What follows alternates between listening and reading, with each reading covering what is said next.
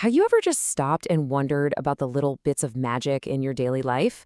Like when you're typing and your phone just knows how to finish your sentence, or when a chatbot actually gets what you're asking. Well, that's not magic. It's the result of this incredible evolution in artificial intelligence. So let's dive into the story of how AI learned to speak our language, going from simple guesses to, well, a truly deep understanding of context. I mean, we've all been there, right? You type, see you, and boom, it suggests later, or soon, or tomorrow. This isn't just some clever trick. It's probably one of the most common ways we all interact with a really powerful piece of tech called a language model. All right, so let's pull back the curtain on this little mystery. The first key piece of this whole puzzle is a special kind of AI that's built from the ground up to understand sequences, like the specific order of words in a sentence. And here's our first big concept, the recurrent neural network, or RNN for short. The easiest way to think about an RNN is to imagine it's reading a book. It doesn't just look at one word at a time in isolation. No, it remembers the words that came before to figure out what the current word means. RNNs do basically the same thing by keeping this sort of short-term memory of everything that's happened in the sequence so far. When you get right down to it, the main job of a language model is beautifully simple. You feed it massive, and I mean massive, amounts of text. Books, articles, the entire internet basically, and its only goal is to learn one thing. After this string of words, what's the most likely word to come next? That's it. So how does it actually learn? Well, it's a process. First, it cleans up all the raw text, getting rid of punctuation and weird characters. Then it turns every single word into a unique number, because that's the language computers speak. These long strings of numbers get fed into the RNN, and it just constantly tries to guess the next number. Every time it gets it wrong, it learns a little something. And after doing this millions and millions of times, it gets really, really good at predicting. Okay, predicting the next word? That's one thing. But what about something way harder? Like trying to understand human emotion in the messy, chaotic world of social media. Now, that is a much bigger challenge. Just think about it for a second. Tweets are not clean, grammatically perfect sentences, right? They're packed with slang, people stretch out words for emphasis. There are hashtags, mentions. How is an AI supposed to make any sense of that? A simple next word predictor just isn't going to cut it. To deal with all that chaos, the text has to go through this kind of heavy-duty cleaning process first. It starts with case folding, making everything lowercase so happy and happy are the same thing. Then it cleans out all the Twitter-specific stuff like mentions and links. After that, it tokenizes the text, which is just a fancy way of saying it splits the sentence into individual words. And finally, it tries to normalize them, correcting slang and typos to get to the real meaning. And this whole transformation is such a critical and often totally invisible first step. That raw, messy tweet becomes a nice, clean sequence the AI can actually understand. But even with a perfectly clean sentence, our trusty RNN is about to hit a major wall. Hey, remember that memory we were talking about with RNNs, the thing that made them so special? Well, it turns out it's not perfect. In fact, it has a really big flaw, especially when you're dealing with the beautiful complexity of human language.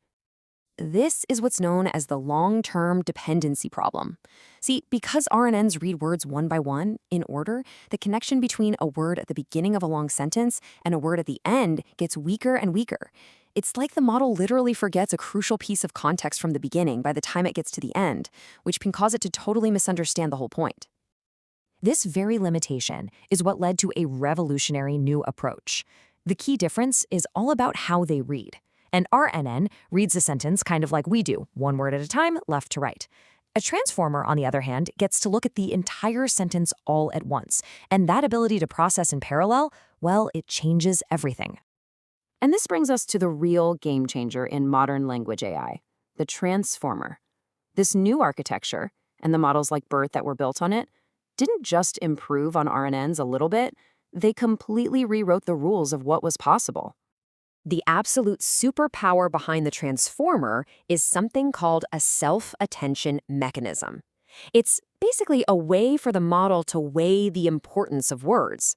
For any single word in a sentence, the model can look across the entire sentence and decide which other words are the most critical for understanding its true context. And this is what finally solves that memory failure problem from RNNs. It doesn't matter anymore if two really important words are far apart in a sentence. The attention mechanism can just directly link them. The model gets this holistic, bird's-eye view of the whole sentence at the same time. Now, the poster child for this whole revolution is a model you've probably heard of, BERT. Developed by Google, BERT was a landmark achievement that showed the world the incredible power of the transformer for understanding language in a way people had only dreamed of before. So, all this theory is great, but what does this massive leap in technology actually look like in the real world? Let's check out a head-to-head comparison from a recent study to see the actual impact. Researchers took on the really tricky task of analyzing sentiment in Indonesian language tweets. They took a standard off-the-shelf BERT model and compared its performance to a version that they specifically fine-tuned on their own Twitter data. And the result for that general, non-optimized BERT model? An accuracy of just 32%. Yeah, that is barely better than just randomly guessing. And it just goes to show you, while these models are powerful, a general model doesn't automatically understand the unique slang and context of a specific world like Twitter.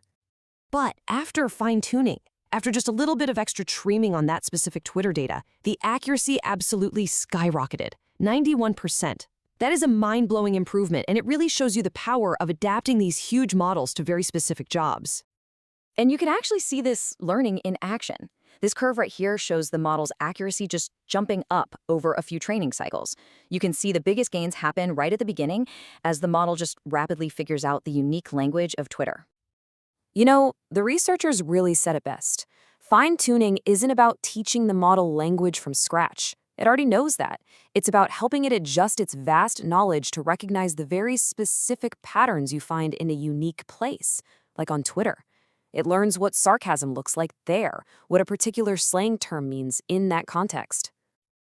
So we've gone from just predicting the next word to understanding complex emotion with incredible accuracy. This whole journey from simple RNNs to these sophisticated transformers like BERT has unlocked tools we use every single day. So the real question becomes, as these models keep getting better and better, what other complex, nuanced parts of our world will they learn to understand next?